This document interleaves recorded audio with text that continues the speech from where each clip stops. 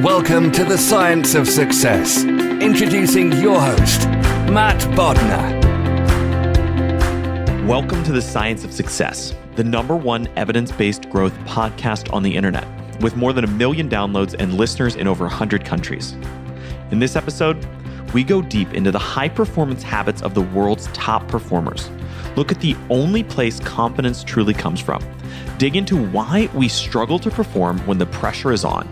Examine closely the habits, routines, and strategies of the world's absolute best and what they use to perform at their peak, and much more with our guest, Dr. Michael Gervais, who's making a comeback appearance on the show. This is his second time around. We loved the first interview so much that we're having him back. I'm going to give you 3 quick reasons why you should sign up and join our email list today by going to successpodcast.com and signing up right on the homepage. There's some amazing stuff that's only available to our email subscribers, so be sure, check that out, sign up and join the email list if you have not done it. First, you're going to get an awesome free guide that we created based on listener demand. This is our most popular guide. It's called How to Organize and Remember Everything.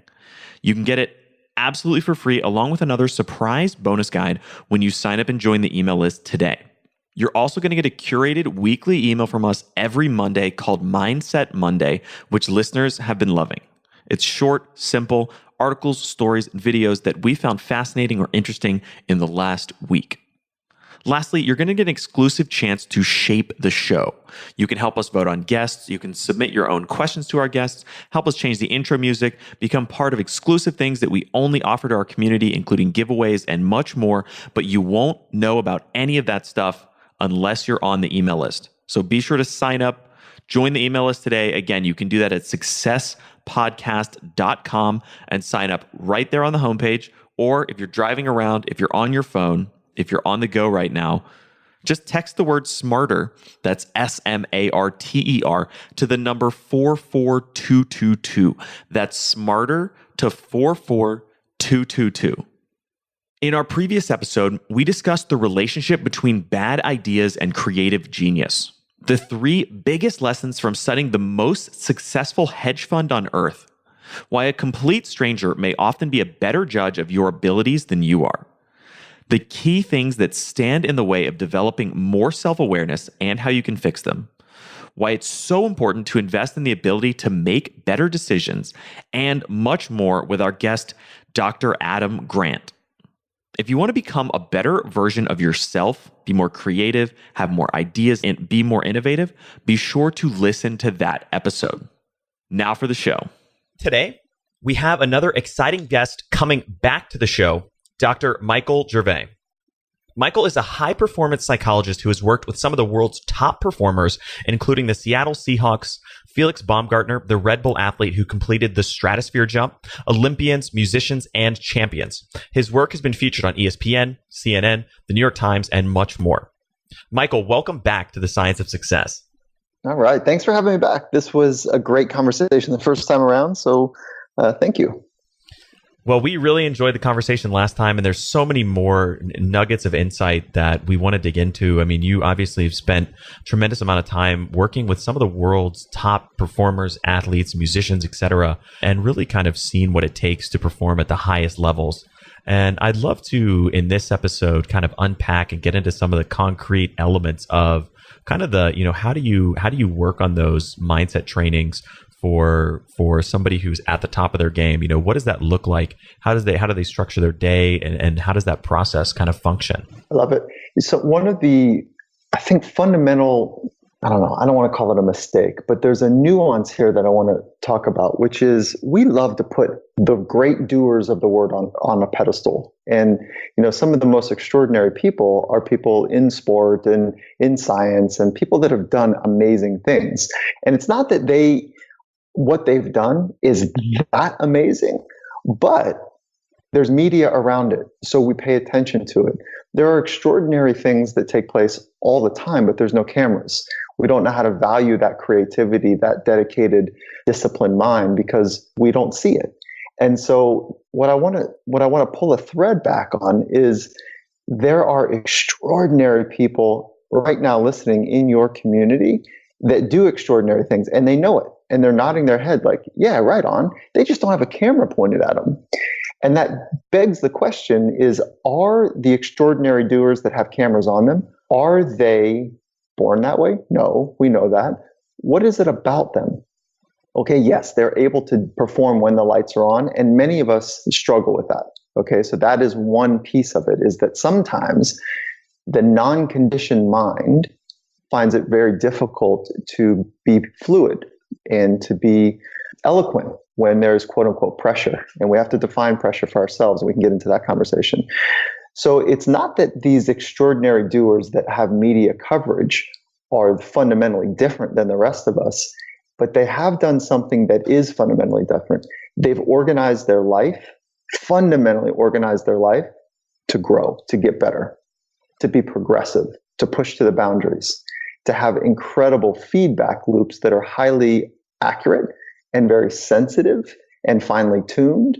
And those feedback loops are part of the accelerated arc or accelerated growth that they're looking for. So while it's easy to put extraordinary doers on a pedestal, and I don't want to take anything away from what they've done, because you see some of the best in the world, the tip of the arrow in any domain, and it's like, wow, that is beautiful. Like, look how easy they make the complicated scene. And it is beautiful, whether it's words or whether it's painting and canvas or whether it's movement and motion. It is beautiful when you see the best and the best. But when we pull back the curtain and really look, what's extraordinary is the way that they fundamentally organize their life to get better and to help those around them get better. There's several different things I want to unpack from that. So just to make sure we don't forget these, I definitely want to dig into pressure and how to perform under pressure. I really want to talk about how we can build feedback loops into our lives. But before we do either of those, tell me more about this idea of having their day sort of, or their lives sort of fundamentally organized around performance and growth. Okay. Well, if we take a look first at what is very primary, like the basic stuff of people getting better, there's only three things that we can train, as we've talked about before. We can train our body, we can train our craft, and we can train our mind. And for a long time, people have invested incredible resources, good science, as well as old school traditions on how to develop a craft, whether that craft be ballet or whether that craft be something about leadership. Like, there's some good science and some good practices, whether, on the leadership stuff, it goes all the way back to Sun Tzu, right? The Art of War. And I don't know how many translations there's been, but those principles seem to be interesting to lots of leaders, and all the modern day research that comes out about leadership. And the same with sport. Like, the origins of sport are built on ancient traditions of war. And so those traditions have been passed down and passed down and passed down and mutated and adapted for modern sport.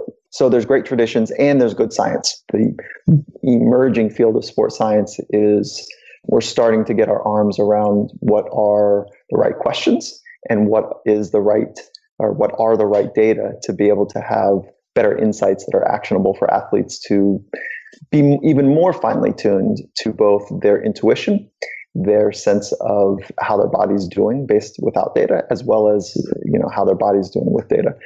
Okay, so then the third pillar, though, the mind, and how to condition and train the mind. It's a big deal. And I haven't met an athlete or coach yet on the world stage that doesn't say, oh yeah, the mental part of the game, that's a game. That is a big deal. And it begs the question, what are the ancient traditions and what is the science teaching us about how to condition our mind? So when we look at the best in the world, and when we look at them across domains, the tip of the arrow across domains are more similar to each other than dissimilar. That being said, there is no just one path, and not everybody does it a certain way. There are as many different routes to becoming one's best or the best that you can imagine. So there is a common thread, though, that people are uncommonly, relentlessly dedicated in almost a nauseatingly focused way to build and refine their craft, to build and have the right body for the right carriage, if you will, to be strong and flexible, to do the things that they need to do. And then also the same ability to adapt and be strong from a mental standpoint.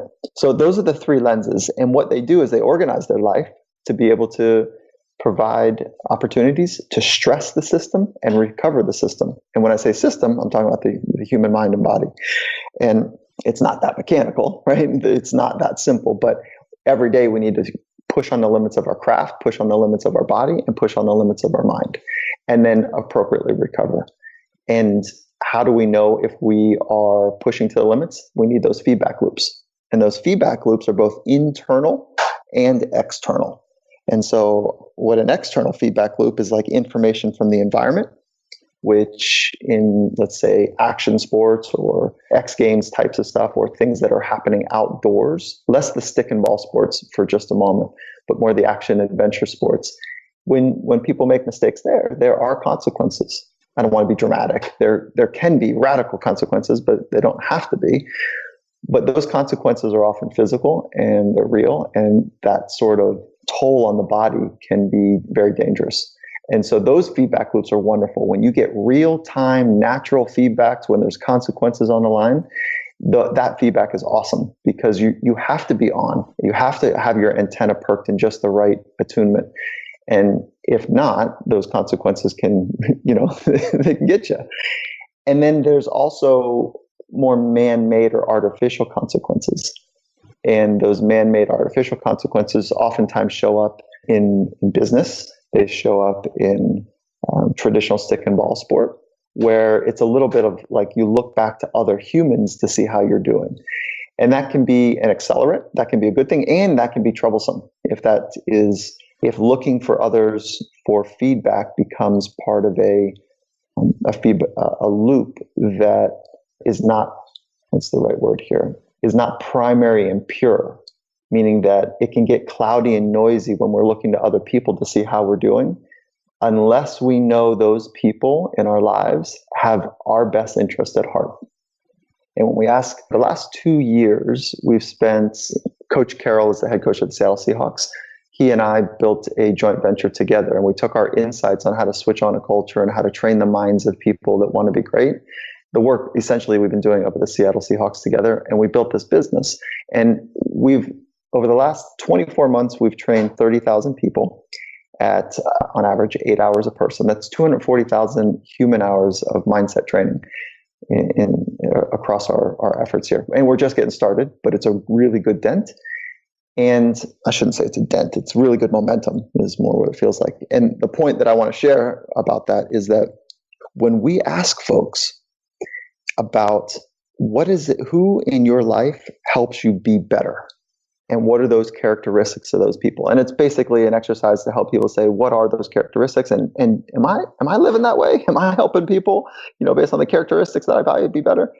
And across the board, it's like unanimously, it's outrageous. People say, you know what? The most significant accelerants for me being better, those people in my life are those that I just know that they have my back, that they have my best interest, not their best interest. And so when we go back to stitch that back to the feedback loop from humans is really important when we know first and foremost that it is really about them providing us the right information in the right way at the right time to help us grow, to help the person grow. It doesn't mean that they're not interested in the benefits, the ancillary benefits if you do extraordinarily well. And that's kind of the coaching role in many ways, is you want to help athletes or executives be great.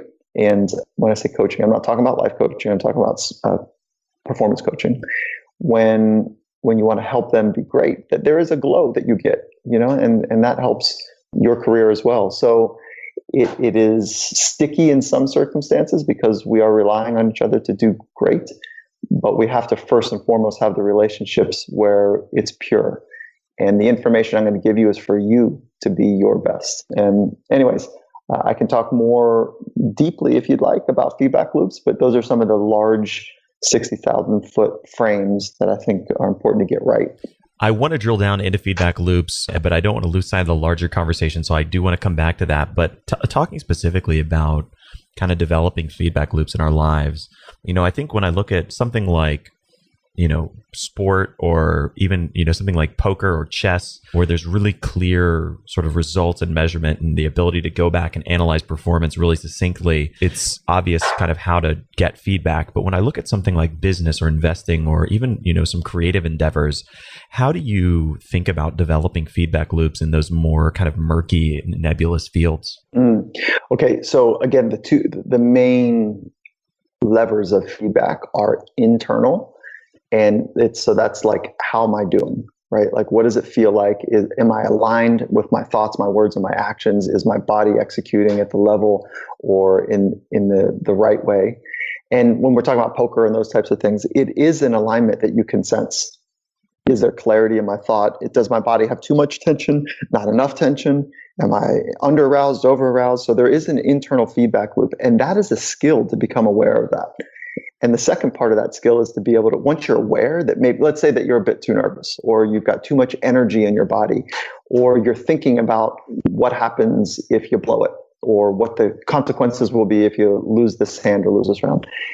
That once you're aware of maladaptive physical or mental strategies, then the second skill is to have the tools, the mental skills and tools to be able to adjust. So it's a two-part system of being great as an internal feedback loop. First awareness, then skill. Now, external is when you've got people in your life that are helping you get better. That's part of external. And the other part of external is being able to recognize the impact that you're having on the environment or that the environment is having on you. So at any given point in time, Matt, we can have attention focused internally or externally. And if we spend too much time on the internal awareness, we lose the ability to focus on the external, which is really where sport and performance take place. It happens outside. All of the thinking and the regulation that happens inside is to ready us to be able to have output. And that output, what we're looking for is high performing, eloquently adjusting, real time, sensitive, extraordinary impact on our environment. That's what the output is, whether it's a paintbrush, whether it's the analysis of a poker table, or whether it's snapping a free throw, game 7 of the finals in the NBA, whatever it might be. And so there is an internal game that happens first, and then there's an external game. And what we want to be able to do is have this rapid cycle between internal and external. And that is essentially the feedback loops that we're talking about. Now, when we're in training, those external feedback loops, the human part is the part that gets tricky, because human relationships are tricky. They're not simple. And that's why we start, and when I say we, I'm talking about Coach Carroll and I, more particularly maybe at the Seattle Seahawks, there's a deep commitment to want to be a relationship-based culture where we start with the relationships, because it's with the relationships with other people that makes us. Now we have to have a relationship with ourselves first to be a great partner for other people. So it's relationship with self first, then relationship with others, getting those things calibrated properly, getting the mission set up so that we can nod our head and point our noses in the right direction, in the same direction, and then work ridiculously hard, running to the edge of our capacity on craft, body, and mind every day. And when guys are tripping and falling down or not doing exactly right, or literally dropping the ball sometimes, it's okay. I got their back, because I know that I'm going to trust that they're going to have my back as well. And so to do extraordinary things in life, whether that's being an extraordinary lover or being an extraordinary entrepreneur, nobody does it alone. We need other people. And so what that means is we've got to invest in the true connection to lock our arms, because to do extraordinary things, we need other people. That means we got to stay locked as best as we can when it gets hard. And the greatest wayfinders, I'm not sure if you're familiar with wayfinders, the people that travel the world without modern technology and travel the oceans without modern technology, when they set sail, and they might not come back because the ocean is dangerous, when they set sail, they don't pray for calm waters. They pray for rugged seas, because it's the rugged sea, it's moving through the rugged sea that becomes the separator. Most people can't manage the tension. They can't manage the hostility or ruggedness, because they have not conditioned their mind to find that is where we get exposed. That is where we get made. That is where we find out our true nature. in those rugged and hostile environments. And for most people, if they haven't conditioned their mind, their brain wins. So the brain's job is to scan the world and find what's dangerous. And I don't want to oversimplify this really beautiful piece of electricity, chemistry, tissue that we have really no idea what this 3 pounds of tissue is doing in our skull. And it's beautiful. It's amazing. And it's underserved, underutilized, underprogrammed. And that hardware, our brain tissue, is programmed by our mind. The mind is the software, the hardware, if you will. And those that haven't trained the software, the mind, the brain will win because its whole job is to keep you alive. The mind's job is to override, to know how to override our DNA when we find ourselves purely responding in survival mode as opposed to optimized mode. Right? There's our survival, tactics that are natural to our brain will help us stay alive, and they are incredible. They are optimized for survival. But when you're giving a speech in front of, I don't know, fill in the blank, 2 people to 20,000 people, it's not survival mode at that time. It's meant to be a moment to express authentically. And if we don't condition our mind, this is now me on a pedestal, right? If we don't condition our mind, our brain will win. And I know you felt it, Matt. I know that your community folks feel it, that we have those moments and we've studied our ass off, we prepared for it, and all of a sudden we tighten up and we've got cortisol running through our system. We've got too much adrenaline. We've got that stuff inside of us where we start to sweat in weird places. We start to think differently. We start to have this rapid eye movement where we're scanning the world and seeing if we're doing okay. Bullshit on that. That's where we get into trouble is when we look into the world, into the eyes of other people to see their body language, to see if we're okay. That's wrong. That's not having an accurate internal filter. That's having an external focus filter to see if you're okay based on what other people think of you. And I know you've heard of YOLO, you only live once. That's great. You've heard of FOMO, fear of missing out. That's cool. But I think there's a new thing that I don't know. I haven't heard it before. So maybe this is like where it happens. FOPO, fear of other people's opinion. And it's one of, I think, the most silent traps that robs us, that keeps us stuck from expressing and exploring our own potential. Fear of other people's opinions, especially in our modern times. We've got this ancient brain that's trying to keep us alive. And in modern times, we just haven't quite figured out how to say, I'm okay. I'm likely not being hunted today. And there's not a predator that's 15 feet tall that's trying to whatever, and there's not a warring country that's coming into my tribe today. This is a speech. This is a bet I'm laying on the poker table. This is a free throw shot. This is fill in the blanks. So, all right, I got to get off my pedestal for a minute because I got to tell you, Matt, I love these conversations. So when you asked me to come back, I was like, yeah, I love it. You're probably listening to the show because you want to master new skills and abilities so that you can live a rich and rewarding life.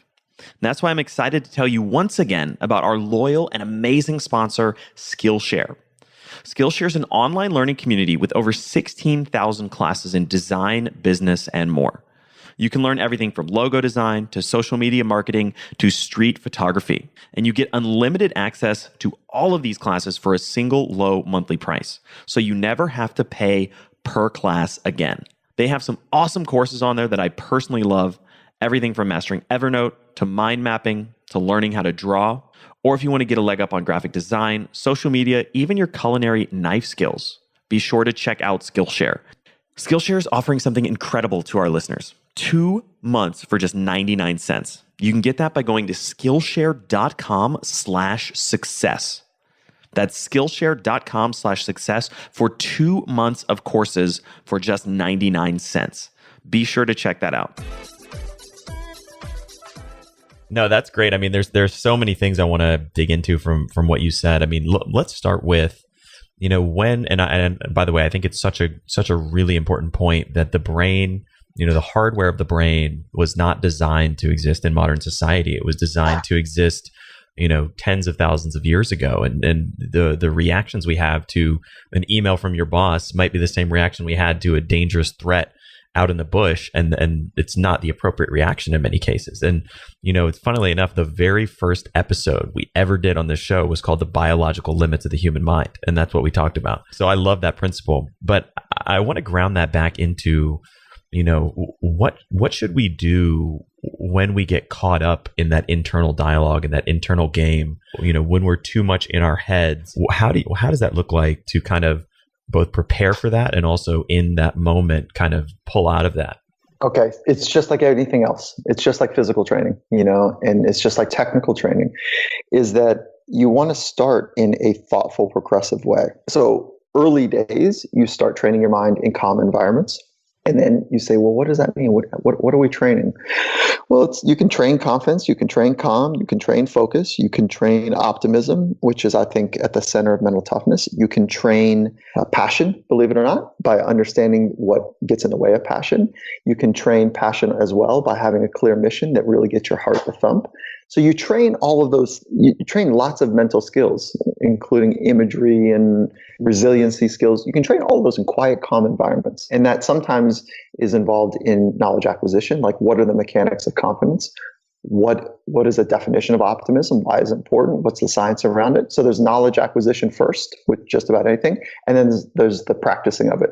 And you practice those in progressively aggressive environments. So you start again with a calm environment, practicing optimism in a calm environment, and then practicing it in a more stressful environment until maybe you're practicing it in hostile and rugged environments where consequences are real.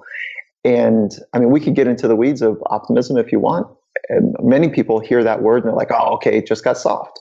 Oh, we're going to talk about everything's good and positive. No, that's not what it is. That's not what it is at all. Optimism and pessimism are essentially the way that you think about the future. And it's a skill. You're not born with it. You don't come out of the womb optimistic or pessimistic. There is some evidence that there is some genetic predispositions, where people come out of the womb with a little bit more of an anxious, pessimistic state, and some come out with a bit more optimistic, calm state. But that being said, it's a skill, okay? It's like, just like everything, genetics are involved, environments are involved, and so is training. And I don't know. I just flat out don't know somebody who is world class, world leading, that doesn't believe that what's coming up is going to be extraordinary. That's a skill. That is totally a skill. And as soon as I talk about optimism, pessimism in small rooms of 200 or 2,000 people, I get like this. I can feel it. I can just feel that people are like, oh, okay, here we go. I knew it. This is going to turn soft all of a sudden. And so it's like, again, bullshit on that. This is about conditioning your mind to be extraordinary on the razor's edge. And if you don't believe it's going to get good, you know what happens? We give into the tension of our brain and we eject out.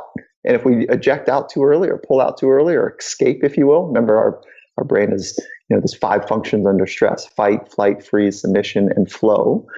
And if we pull out too early, we don't get to the good stuff. And, if I could pull on this thread just a little bit more, we live in a culture, Western culture for certain, of productivity, where our identities are increasingly tied to how much we're doing. We are running and gunning, we're hustling, and where our self-worth, driven by all the non-conscious belief, if we do more, that we'll be more relevant, be more valuable, we'll be more needed, maybe more worthy. And it's a function of what and how much we do. That's wrong. The idea that we need to do more to be more is broken. And it was passed down for good reason from our great grandparents coming through the Industrial Revolution, when they saw, machines coming in, and they said, oh, you know what? No machine's taking my job. I'm going to outwork that thing. You can't replace a human. So they went home and passed on that thinking that we need to work to save our jobs. And that's where the real hard work value systems were reinforced in modern times. But now it's gone crazy. It's literally, I bet you feel it. I bet your community feels it, where this idea that I need to do more to be more is so tiring and so exhausting that people find a real deep fatigue worrying about all the things that they need to do to be okay. And it's time to flip the model. I think you would feel it, and I think most people do feel it. It's time to flip the model, that we need to be more to do more, and let our doing flow from our being. What are we talking about being? Being more present, being more grounded, being more authentic. And it feels like, to me, it's time to recognize that our value is inherent and not contingent upon what we do. And that can be, you could nod your head right now and say, yeah, mumbo jumbo, yeah, I hear you. Of course, that's not new. No, it's not. But the intellectual idea and concept is not enough. We have to act on it. And so the acquisition of knowledge is not enough. And so many of us are smart enough that learning comes easy, that we want to learn, read this book, that book. And, I get asked all the time, what are the 3 books that you enjoy? Who cares? Like, it's how do you apply? Why do you care what book I'm reading? Like, I don't get that. It's a book that I'm interested in. That doesn't mean you should be interested in it. It's the application of knowledge that really is, I think, the most important accelerant to our growth. Knowledge is important. It's a base, but it's how you condition and train and apply it in calm environments, progressively working up to rugged environments that allows you to say something to yourself, which is something along the lines, I can do difficult things. And when you can say, I can do difficult things, and you can have a deep trust that you can be authentically yourself and grounded and present in any environment, and you don't need the doing to define you, there is incredible freedom right on the other side. And that's a human that becomes really powerful. In graduate school, one of my professors was just bang on right about this, and he should just hit it home. He says the most powerful people in the world are those that have nothing to lose. And then he just stopped talking. And I could tell he knew exactly what he meant, but he wasn't giving us the answer. Come to find out, it's like those that have too much money, that they can just out money you in anything. They're dangerous because they don't care about it. They have too much. Like, I'm thinking about the billionaires that, it's some sort of lawsuit or whatever. That's a dangerous human. And you know who the other dangerous ones are? Those who have nothing. They have nothing. Maybe they have no home. They become dangerous because they have nothing. And so there's nothing to lose. And then there's a third person, those that have nothing to prove. Ooh, because they don't have to do the thing to prove to you that they are okay. Now so we can talk about all the mental skills and tactics and tools, and they're all great. They're very important to get you to one place, which is I know how to be me and express me in any environment. And I'm not intimidated by what you think. I love you. I love people. And I no longer care what they think of me. If you can get to that place, there's an incredible freedom on the other side to figure it out. And I think that is part of all of our journeys, to figure out how to love deeply, to know yourself so well that you can love others. You're not trying to protect and save your own ass and defend yourself when someone in your home says, why'd you do that? And listen, I wish I was free from that. I'm not. So I'm not trying to say that, that I'm this sage on a stage. That's wrong. I'm just like everyone else in your community trying to figure it out. But when we don't need to defend and protect ourselves, that we can be ourselves and be eloquent and adjust, there's an incredible freedom on that. Whether you're an entrepreneur, a manager, a leader in an organization, a poker player, or an aspiring or world-class athlete, to be able to be grounded and be present in what once was a stressful environment. Whew, that's the good stuff.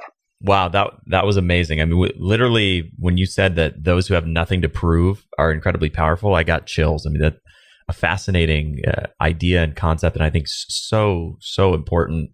And I love also the notion that we need to let our doing flow from our being. Both of those ideas are really, really interesting to me. Yeah, there we go. It's good stuff. So the tools and tricks and tactics, and there's no tricks, by the way. There's no tips. It's like you got to just do the hard yard of training your mind to get to the place that you can be you. And what does that mean? Like, can you be yourself in highly stressful, rugged, hostile, razor's edge environments? Because if you can't, you can't, or know that you most of the time you can't, you're just fooling yourself. It's just you're trying to prove that you're okay, and that's a slippery little internal game, that our minds can play on us. And I know this from me, trying to work me out better, so I can be a better partner to other people. Is that it's hard to do the hard things. It's really hard. And when it gets hard, there's a sign in the Seattle Seahawks that in one of the doors for one of the team rooms, and it says everyone wants to be great until they realize what greatness is, what is required of greatness. And doing the hard things means that you're not great at it. It's hard. It's sticky. It's like you're not eloquent. But that's where we get, again, exposed for what we're not good at. not exposed as a human, but exposed as a doer, not a beer, but we get exposed what we're not good at. And that's where the good feedback loops take place. It's like, oh, look, I can't think clearly as soon as fill in the blank. Or I can't move eloquently as soon as fill in the blank. Well, I need to be in those environments more often. And for your community members that are listening, I think it's really important for them to write that stuff down. Write it down. Like just put it on a whiteboard, put it on, put it in your phone, whatever. Like what are the environments and conditions where you struggle? Well, then from there, you can back in a very clear mental skills training program to say, okay, well, I'm going to train confidence. I'm going to train calm. I'm going to train mindfulness. And that's where it gets really, I think, bespoke and customized. There's so many different ways I want to dig into this. I do want to talk a little bit about some of those kind of tactics for training calm and confidence. I know in our previous conversation, we went really deep into optimism and kind of some of the strategies for training that. Tell me a little bit about how you work on training calm and confidence. Well, confidence is really mechanical. It's super simple. It's super simple to understand. It doesn't mean it's super simple to do. But confidence only comes from one place. And most people, when asked that question, like if, I don't want to put you on the spot, Matt, but like your community members that are listening, where does confidence come from? And if you just take a moment to try to sort that out, where does it come from? That if it only comes from one place, it's not success. It's not great performance. It's not past success. It's not preparation even. I can't tell you how many best in the world, like in the UFC, I was fortunate enough to spend some time working with some amazing combative athletes in that domain, and some that didn't understand how to actually the value of training their mind, but they were doing some work because I was obviously working with them. I would see them change from the concrete floor walking into the UFC cage. I'd see them change on the 5 steps that they walk up to walking through the threshold of the cage door. And the cage door closes behind them, and they're looking across to another skilled human, equally skilled, maybe better, maybe a little bit worse, but equally skilled.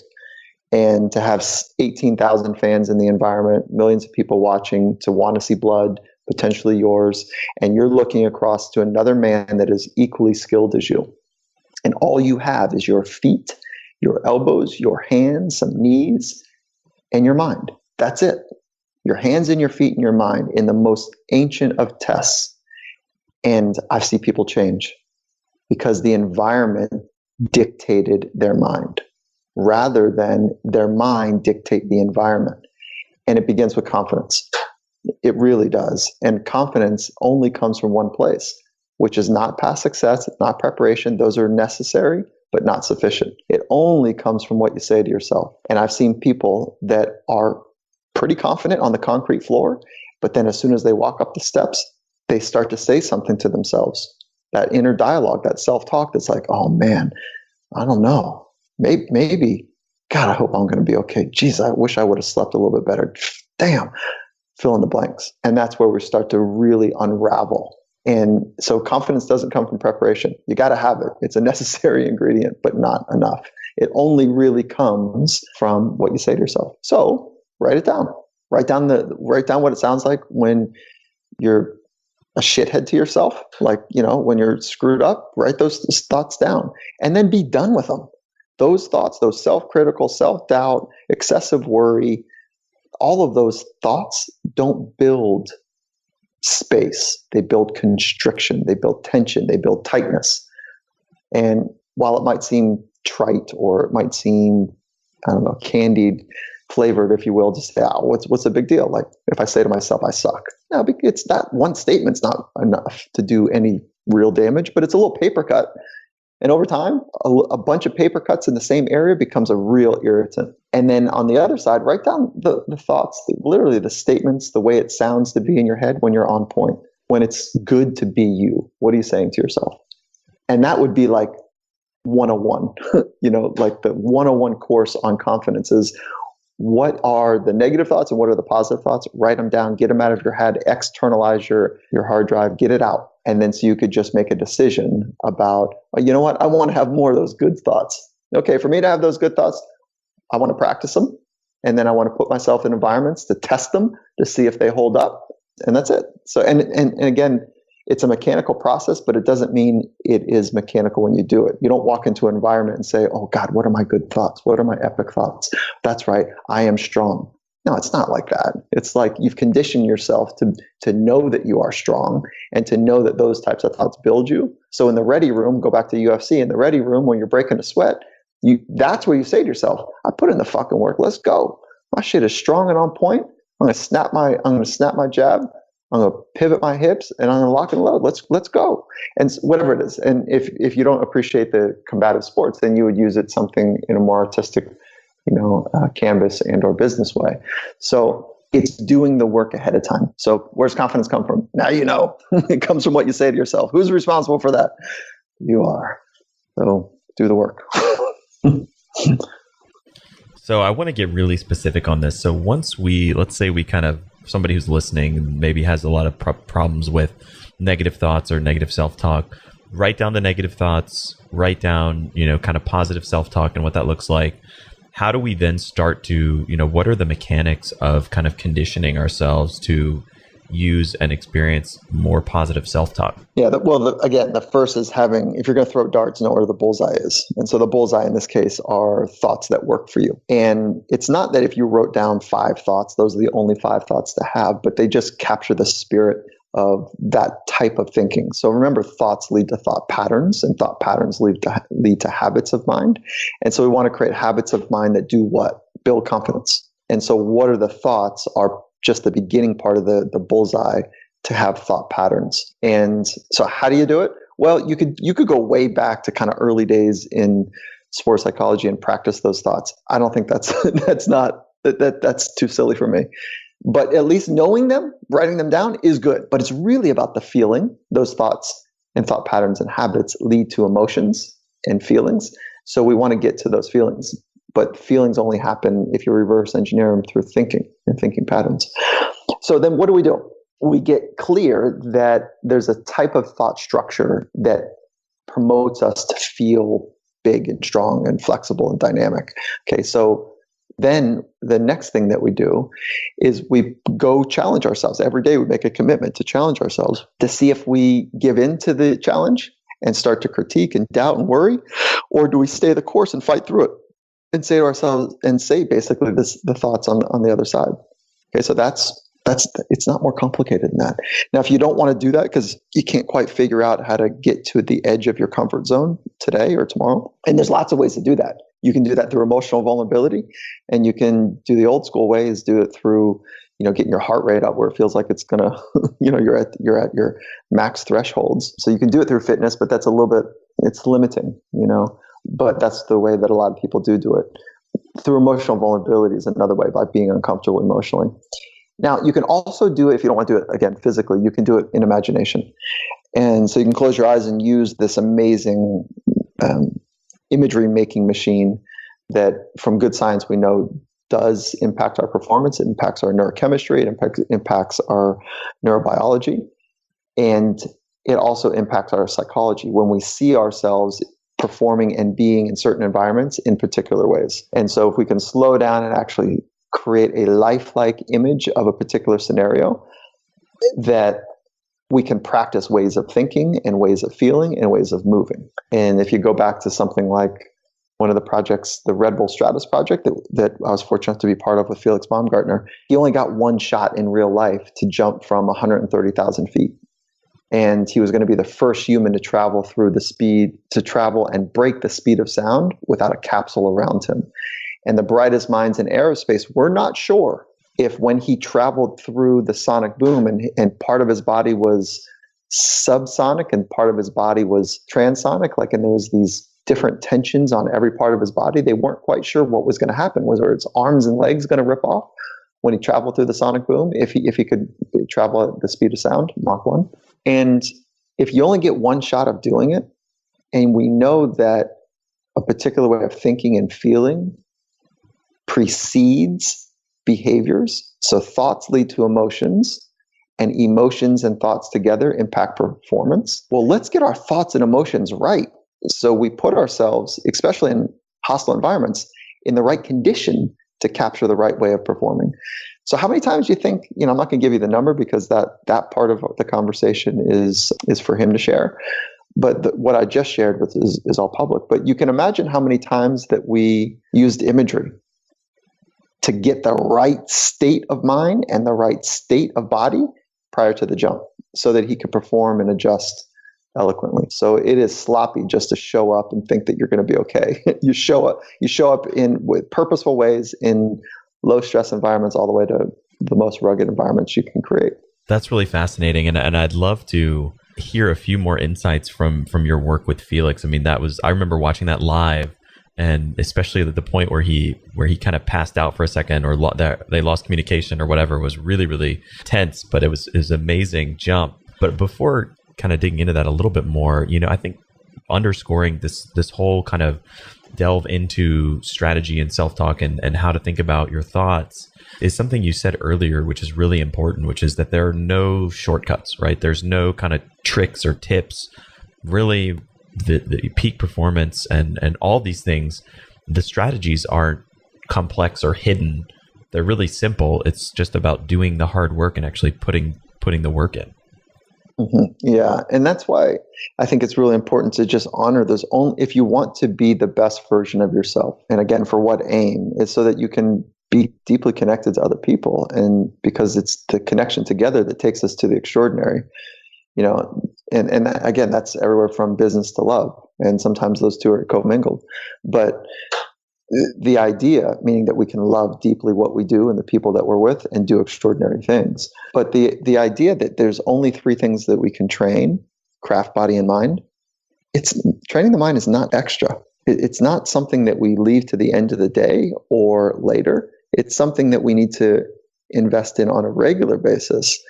Because if you train your craft to a ridiculous aim and you are a technician, at the highest proficiency in the gym, so to speak, or in the office cubicle, but you don't train your mind, and then as soon as there's these forms of pressure in the environment, once you leave the workout gym and go into the arena, or you leave the cubicle and go on stage, or go into the boardroom, and your mind is not strong, obviously you're exposed. Like that's not good. That's not optimal. So we have to do all three.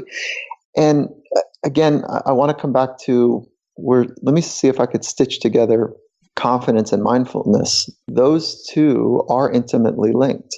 So mindfulness, by definition, is a training modality to help increase awareness of thoughts. It is a focused training. It's not a relaxation training.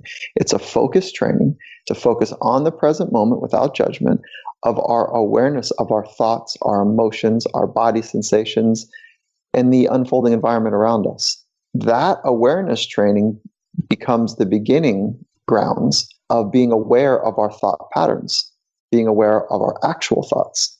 And if we can become aware of our thoughts and thought patterns and become more sensitive and finely tuned to them, we can course correct and choose the thoughts that help build a state, an internal state that promotes us to be more optimal, as opposed to being unaware of our internal thinking patterns. And if those thinking patterns are not promoting, actually creating so much tension and toxicity internally that we shut down or close off or tighten up. That's where the term choking comes from. There's choking, there's micro choking, there's performing under pressure, and then there's dissolving pressure. But most people don't choke, and most people don't dissolve pressure. They play somewhere safer in the middle. Micro choking is we're choking off access. Our mind is choking off access to our craft. And performing and thriving under pressure is cool, but it's not dissolving pressure.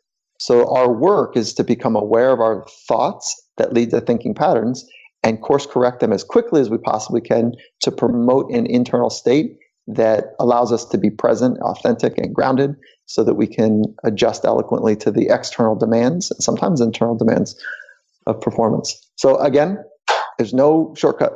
You just got to do the hard work. And at this point, I'm sure much of your community is familiar with mindfulness. And if they're not, it is a definite beginning place to start. Just an aside really quickly, I know we kind of came up on the hour. Do you have maybe like 5 more minutes or maybe a few more minutes just to kind of wrap up 1 or 2 questions and then get to kind of the end where we'll ask, where listeners can find you and that kind of thing?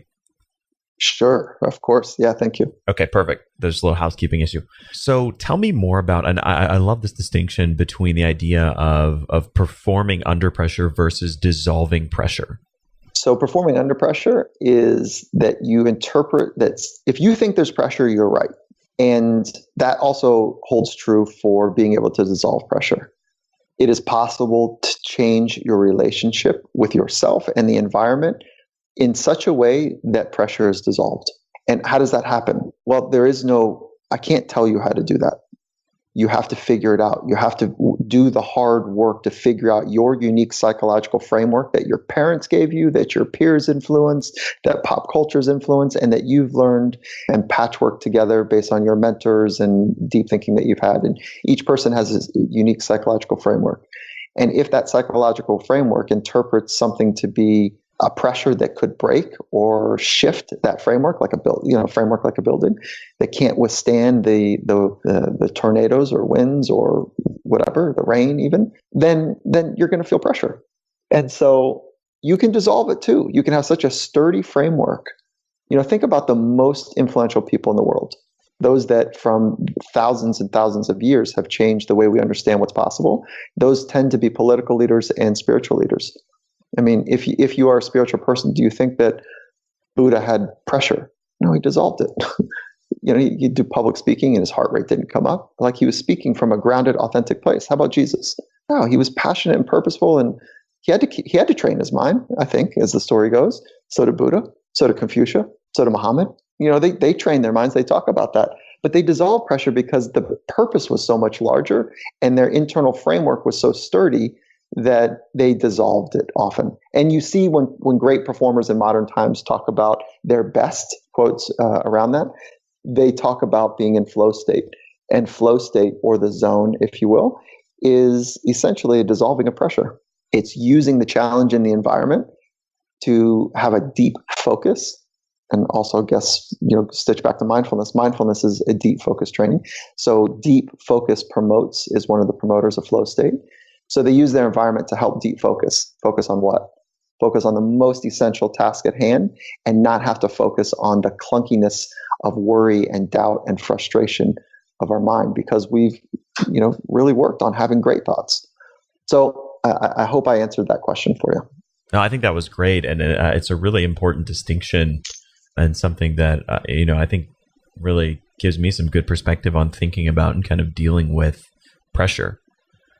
I'd love to circle back and kind of tie this in concretely in some way. We started out the conversation sort of talking about the daily architecture of world-class performers and sort of what that looks like. I'd love if you're comfortable sharing, maybe an example of what does the day in the life of a world-class performer look like from sort of the way that they structure and organize their day? I think you'd be surprised by how much we talk about recovery, the science and the art of recovery. So a normal structure looks something like wake up in the morning, maybe do some body work because there's some recovery patterns that need to take place. And then there's obviously food throughout the day is a staple for most, and high quality food. And I'll just talk about a more optimized program, but it's a pretty early wake up. Get some food in, get some movement rehab, soft tissue work done. There's some meetings that take place, and those meetings are either with the entire team or subparts of a team. And there's individual meetings. There is anywhere between 15 to 20 minutes to 60, 70 minutes of physical training in a gym. There's more study time, more meetings. There is at least one, sometimes two training sessions where you're actually working out your mind, body, and craft. And so that's what a practice really is designed to do. And there's some downtime, but it's not as much as you'd think. There's maybe 20 minutes here and there for some downtime. There's obviously, like I said, there's lunch and everything embedded through. And then there's more film. So there's meetings, film, there's individual meetings, there's physical movement, there is technical movement, and then there is either threaded throughout or separate time set up for mental training. And the threading throughout is what the highest organizations in the world are doing. They are starting their meetings with X number of minutes of mindfulness training, not waiting for the athlete to do it later, right? They're starting their meetings that way. And that also happens in business as well. Some businesses are doing that, adopting that practice. And so that's what it looks like. And there's often homework, and the days are long. And there's usually at the upper limits about 4 hours of nauseatingly deep, focused physical work. And then there is about 4 hours of cognitive and/or mental emotional work, and rinse and repeat until you get the chance to compete against other people. And so day in and day out is an internal competition with your teammates as well, not trying to step on their throats and choke them out, but working with them to help sharpen their sword and sharpen your sword in return. And then you get a chance to do it with other teams as well. So that's kind of what it looks like. But we talk about the art and science of recovery far more than you might imagine. And we do not approach recovery as something that comes at the end of the process, but it's an integral part of the process itself. And taking time to do this is challenging, and it's often neglected. And it is a essential component of high performance. And I know we dug pretty deep into recovery in our first conversation, so we'll make sure to include that in the show notes for listeners who want to kind of dig into some of the other topics that have been circling around what we've gotten into today. But for listeners who want to, kind of concretely implement a lot of the ideas we've discussed, what would you give to them as kind of one piece of homework or an action item to start implementing some of the ideas we've talked about today? Well, I think that our last conversation we talked about a philosophy, and so if having your own philosophy, and if that hasn't gotten done yet, I'd say go back and do that and get that done. And if folks miss that, maybe having a link into our earlier conversation will help. That I would start there, and if that's already done, or you don't want to do that for whatever reason, I would start with mindfulness and really paying attention to practicing being aware of the thoughts, of the emotions, of the body sensations and environment. And mindfulness can be substituted with the word meditation. I would just start there. I mean, that's a massive accelerant to maybe even mastering the internal domain. I can't imagine a process without mindfulness or paying attention to the internal state and mastery being in the same conversation. So I would start there. And I'd also take a deep, hard look at your sleep patterns. If you're under recovering, you're eventually going to break down, or just our brains do something pretty phenomenal, is that they adapt to suboptimal, because they say, okay, I see the game you're playing. You're not going to allow me to recover properly. Well, I'm just going to not have as amazing of an output. And so suboptimal becomes the new normal, which is a bummer, because it's like cooking a frog. You don't quite realize that it's the boiling water. The frog doesn't ever quite realize that it's not in a good environment. So I would start with mindfulness, sleep, philosophy, kind of the big stuff. And last thing, as we close this out, is that Harvard did an amazing study where they followed for 75 years. They followed people on the path of fulfillment, deep meaning in life stuff. And what they found is one of the pillars of people that had fulfillment in life is that they asked and wrestled with the deep questions in life. They didn't avoid them. They weren't distracted by them. They actually grokked with it. Who am I? What is my purpose? What am I doing with my efforts? What does this mean to be human? The deep questions in life. What is the purpose for spirituality, for mindset training, for doing this amazing amount of work? What am I doing here? And grokking with those big questions. Philosophy is who am I? And to do that deep work is just another important, I guess I would say, reminder for all of us that stuff you have to do alone, right? You can have those inspired conversations with people, but ultimately you have to make up your mind about who you are. And for listeners who want more of you and your work, where can they find you online? So there's a couple places. Thank you for asking. What is it, 140 characters? Whatever. Is that what it is? Is Twitter 140 or is it 144? I think didn't they up it to 280 characters? But yeah. So we got 280. Okay, so if something in 280 characters, you can find me on social media and on Twitter, which is at Michael Gervais, and that's Gervais. And LinkedIn, same thing, Michael Gervais. Instagram is at Finding Mastery. And so we've got a podcast we fired up called Finding Mastery. And that website's pretty clean. It's findingmastery.net. And world-class performers deconstructing and better understanding their path of mastery. And then Coach Carol and I are just about done with writing our book. So that'll be coming soon. And those are the best places. And then my business with Coach Carol is called Compete to Create. And that website is competetocreate.net. Well, Michael, once again, an incredible conversation. So many great insights and ideas. Always a pleasure to have you on the show to share all of this wisdom. Thank you so much for coming back and returning to the Science of Success. Thanks for having me. Really appreciate it. Thanks, Matt. Thank you so much for listening to the Science of Success. We created this show to help you, our listeners, master evidence-based growth. I love hearing from listeners. If you want to reach out, share your story, or just say hi, shoot me an email. My email is matt@successpodcast.com. That's matt@successpodcast.com. I'd love to hear from you, and I read and respond to every single listener email. I'm going to give you 3 reasons why you should sign up for our email list today by going to successpodcast.com, signing up right on the homepage. There's some incredible stuff that's only available to those on the email list, so be sure to sign up, including an exclusive curated weekly email from us called Mindset Monday, which is short, simple, filled with articles, stories, things that we found interesting and fascinating in the world of evidence-based growth in the last week. Next, you're getting an exclusive chance to shape the show, including voting on guests, submitting your own personal questions that we'll ask guests on air, and much more.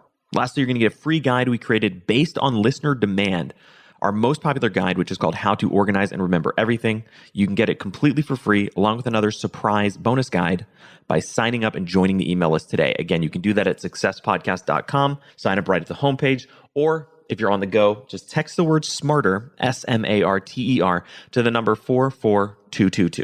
Remember, the greatest compliment you can give us is a referral to a friend, either live or online. If you enjoyed this episode, please leave us an awesome review and subscribe on iTunes, because that helps boost the algorithm, that helps us move up the iTunes rankings and helps more people discover the science of success. Don't forget, if you want to get all the incredible information we talk about in the show, links, transcripts, everything we discuss, and much more, be sure to check out our show notes. You can get those at successpodcast.com. Just hit the show notes button right at the top. Thanks again, and we'll see you on the next episode of The Science of Success.